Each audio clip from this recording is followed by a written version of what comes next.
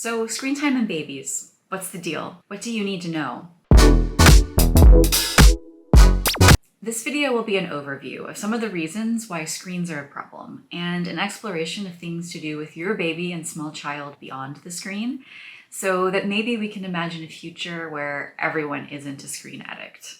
Let me say this, I'm not here to throw shade on parents who watch TV or play iPad games with their kids, but I do think it's important that parents know the pros and the cons of everything we choose to do with our kids, and screen-based media, TV, games, social media, whatever, screens have some pretty significant downsides for little kids' health and well-being.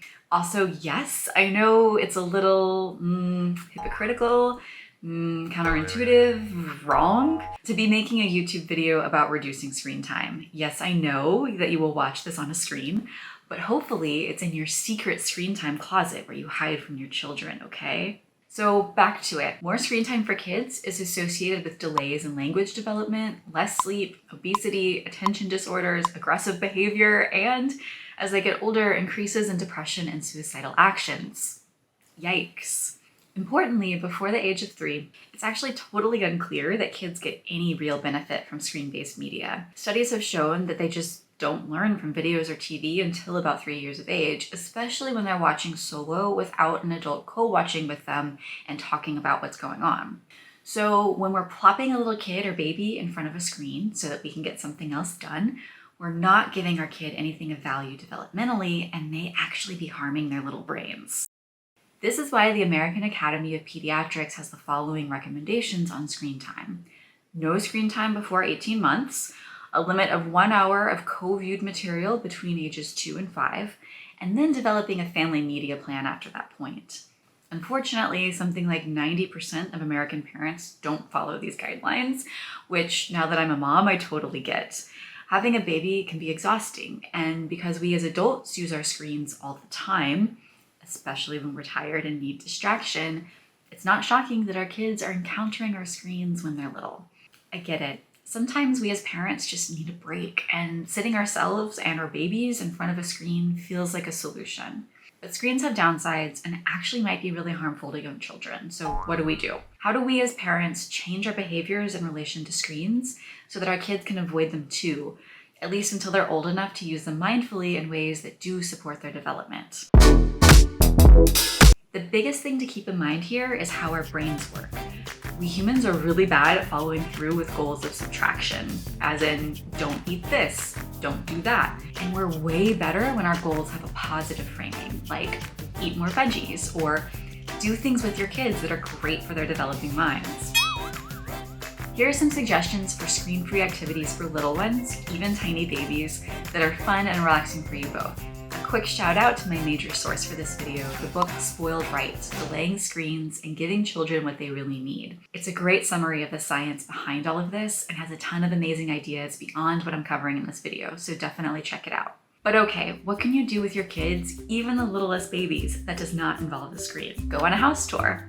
This is great for really little ones. Basically, just wander around your house and yard describing what you see. This provides rich language for your baby to absorb, and babies also just really love looking at things, anything. So if something catches their eye, allow them to maintain their focus as long as they wish to help them practice those attention skills. You can also describe things as you do everyday normal things around the house, like cleaning or cooking. This is another way to expose your child to new words and phrases and can help pass the time when you're doing chores while baby wearing or with the baby on a blanket nearby. Spend time outside. Spending time outside increases physical and mental health for both children and adults and helps regulate circadian rhythms. There's a ton of research on this out there. We'll link to a few good resources below. So just getting your little one outside as much as possible is a good strategy for how to fill your days. Go on walks together, go to a park, or just sit outside and look at the clouds, the trees, whatever. As your baby gets older and can be allowed to play outside independently, give them the opportunity to do so as much as possible. Outdoor independent play is amazing for growing minds. It provides ways to practice problem solving and creativity. Like, remember trying to figure out how to build a fort when you were a kid?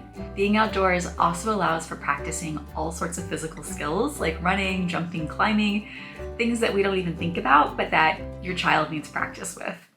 Free play. Unstructured, independent play is crucial for little brains. As kids get older, their play becomes all about make-believe, which allows them to practice pro-social behavior, impulse control, sustained attention, logical reasoning, problem solving, and more. Tiny babies are capable of independent play too. This is actually the whole premise for the Montessori method. Offer children developmentally appropriate toys to interact with, and then step back. Your little one will interact with those materials in creative ways that are all their own, learning about their own abilities in the process. Independent play, where I'm not in charge or leading the show, is a great break from my own tired mom mind. My little guy can bat at the simple toys in his play area, learning about how his arms and hands work, while I clean up, work on my own screen-free hobby, or just rest a bit. Read. Read a book. Any book. When babies are tiny, it really doesn't matter what you read. The point is just for them to hear lots of words so that they start to learn how language sounds. Reading is perhaps particularly important if you are raising your child in a multilingual household. We've got a couple of videos on that topic here. But for everyone, reading together with your child is the #1 way to ensure that they grow their language skills. There's rich language in books, even kids' books, that we just don't use in our daily lives. Time spent reading also correlates with higher overall general knowledge. Simply put, kids who read to and eventually read themselves just know more stuff. Reading, especially fiction, also increases our ability to see things from another person's perspective. Importantly, researchers have not found the same results when children watch TV or movies instead of read. There's something kind of magical about reading. It changes our brains to allow us and our children to grow our capacity both for language and for empathy, two things that are really important in today's world. Make some art. As soon as your baby can hold a fat baby crayon, give them free rein to draw. Making art allows your kid to practice their motor skills along with problem solving and planning as they work towards executing their vision. Offer opportunities to contribute. This may not apply to tiny babies, but as your kids get a little older, look for ways for them to contribute to the everyday life of your house. Maybe that's helping with cooking by gathering ingredients, or working with you in the garden, or even just watering houseplants.